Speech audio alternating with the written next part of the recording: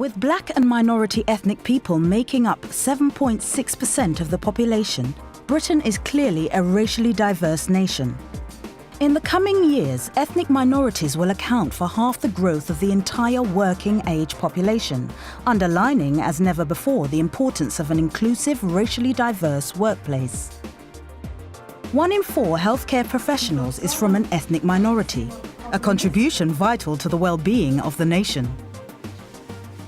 I'm an oral surgeon and I'm based here in the Bradford Hospitals Trust in the maxillofacial unit.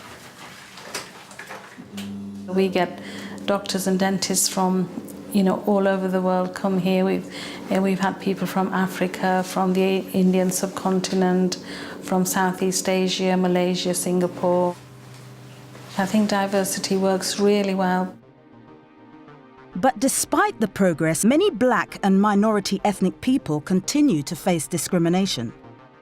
Statistics reveal that unemployment rates for black and minority ethnic people are up to twice that of the white population. The average pay for black and minority ethnic people is less than that of white workers. And black and minority ethnic people are underrepresented in management positions. I don't think it's done. I think things have improved dramatically in 20 years that I've been working in local government, but at the same time, there are undercurrents that have to be addressed. Black staff face difficulties in breaking through the glass ceiling, or sometimes known as the concrete ceiling for us, because we don't always have access to staff development opportunities. We don't always have access to on-the-job experience. And because our society is dynamic, we need to ensure that our workforce reflects the population of our citizens.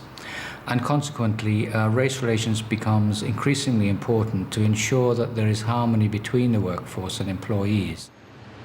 A Department of Trade and Industry report found that twice as many black employees as compared to white employees felt that they had suffered unfair treatment at work, both from colleagues and customers. Some very funny names have been called, I've been insulted or sworn at in all sorts of manner. It was 24 hours a day, it was there, it was in my mind, I couldn't get it out of my head. It was there, it was constantly there. Racism has many, many layers, and it's not always about the overt forms of practice, but the covert practices that exist are far more damaging. There was a patient that really didn't want to deal with me, but didn't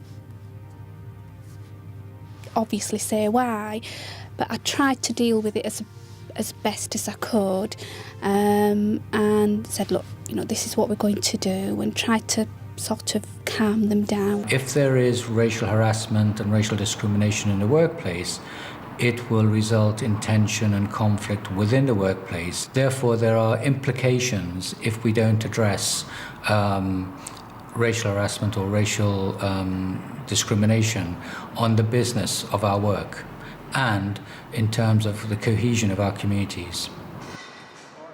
The arrival in Britain of workers from Eastern Europe has made immigration a contemporary subject for a whole new generation.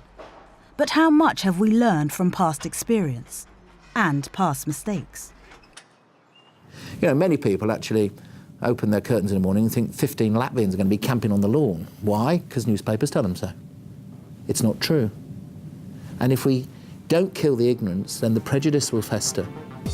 And the very thing that's made Britain great will actually be beneficial to another country and not ours.